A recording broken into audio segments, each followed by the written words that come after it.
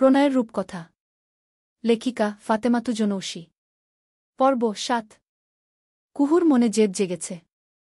এই দীপ্র নামক মানুষটিকে দু চোখে দেখতে পারছে না ও। মানুষটাকে বাড়ি থেকে বের করতে পারলে শান্তি হতো, কিন্তু সেটা তো ওর হাতে নেই। আচ্ছা, বাবা বেঁচে থাকলে এই মানুষগুলোর সাথে একই বাসায় থাকতেন কি? কুহুর মনে হয় থাকতেন না। চাচারা যে অন্যায় করেছেন, এরপর এই মানুষগুলোর সাথে থাকা যায় না। কুহু ছোট করে নিঃশ্বাস ফেলে। সে সেজেছে অল্প, না সাজার মতন করেই। অন্যদিকে কণা সেজে চলেছে, একটার পর একটা জিনিসপত্র মেখে চলেছে। গায়ে ওড়না টেনে নিয়ে কুহু বলে, হলো তোর? আর একটু আপু, বলে চোখে কাজল টেনে নেয় কণা। বলা বাহুল্য, কুহুর ত্বকের রং আর কণার ত্বকের রং কাছাকাছি। দুজনেই ফর্সা, তবে কণার থেকে কুহুর চেহারায় মায়া বেশি। মেয়েটাকে তাই তো বোকা বোকা লাগে। অথচ কুহু কিন্তু বোকা নয়, ও আসলে ভালো মানুষ। এই ভালো মানুষের সুযোগই নিয়েছে চারপাশের মানুষগুলো। কুহু চেয়ে চেয়ে কণার সাজগোজ দেখে। কণা নিজের ওড়নাখানা পরে নিয়ে ঘুরে তাকায়। ভারী অবাক হয়ে বলে, এ কি রে? কি? আপু, তুই তো সাজলি না ঘি। এত সেজে কি হবে? যাচ্ছি তো গ্রাম ঘুরতেই গু। ইস, তুই বুঝতে পারছিস না, দীপ্র ভাইকে ইমপ্রেস করতে হবে তো গু। তোর কেন মনে হলো আমি ওনাকে ইমপ্রেস করতে চাই? এ কথায় মিয়ে গেল কণা। কুহু ছোট করে নিঃশ্বাস ফেলে বলল, তোদের মনে হয় না একটা মানুষ আমাকে এতটা অপমান করার পরও বাড়ির লোকগুলো তাকে মাথায় তুলে নেচে যাচ্ছেন? মাও এই বিষয়ে নির্বিকার গু।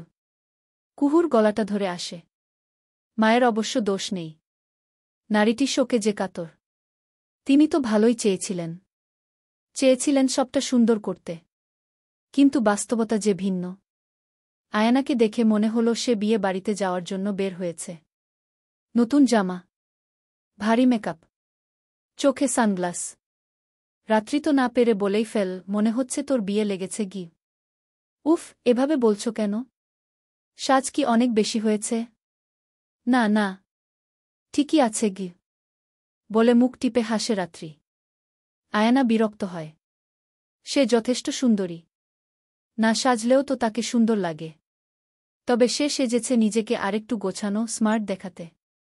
এদিকে রাত্রিপু শ্যাম ত্বকের মেয়ে, চেহারা মোটামুটি ভালো, তবে তাকে সাজলেও যেমন লাগে, না সাজলেও তেমনি লাগে। আহামরি পরিবর্তন নেই, তাই তো সে সাজে না, অথচ অন্যের বিষয়ে অধিক কথা বলতে আসে। আয়ানা মুখ বাঁকায়। আরে কুঞ্জ যে, কুঞ্জকে সবাই ভালোবাসে। এর কারণ বাচ্চাটা বাড়ির সবথেকে ছোট সদস্য, দেখলেই আদর দিতে ইচ্ছে করে। রাত্রির কাছে এসে কুঞ্জ বলে, আমায় কেমন লাগছে রাত্রিপু?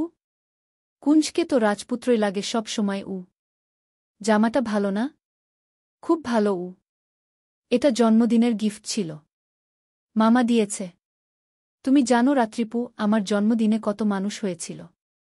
ইয়া বড় একটা কেক আনা হয়েছিল, খুব মজা।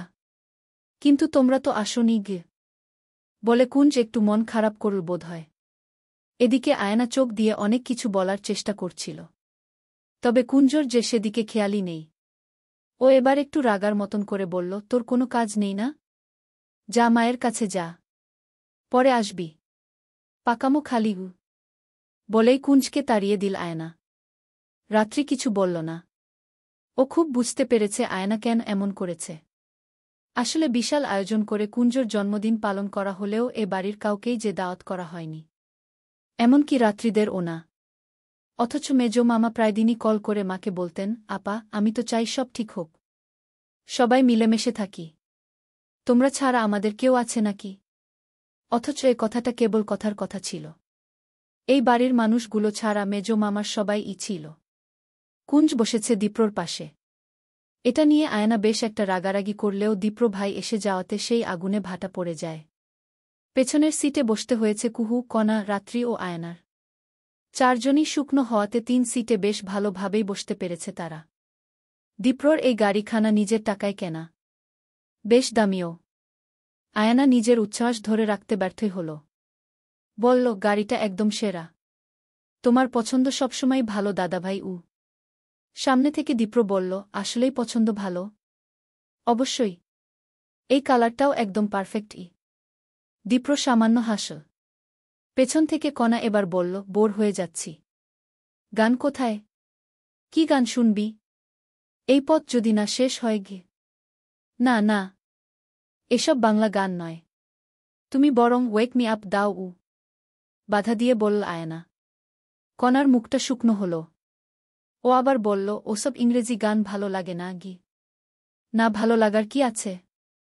তুই কি ইংরেজি বুঝিস না? আয়না সস্তা রসিকতা করে হেসে উঠল। কুহুর খুব লাগল কথাটা। বোনের হয়েও বলল, ইংরেজি কেন বুঝবে না আয়নাপু? আর না বুঝলেও তাতে দোষের কি? এই রে, তুই কি মাইন্ড করলি নাকি কুহু? আমি কিন্তু এমনি এমনি বলেছি গু। কুহু আর কিছু বলল না। ওর মেজাজ আসলে এখন ঠিক নেই। নিজের জন্য না হলেও বোনের জন্য সে রুখে দাঁড়াতে পারে।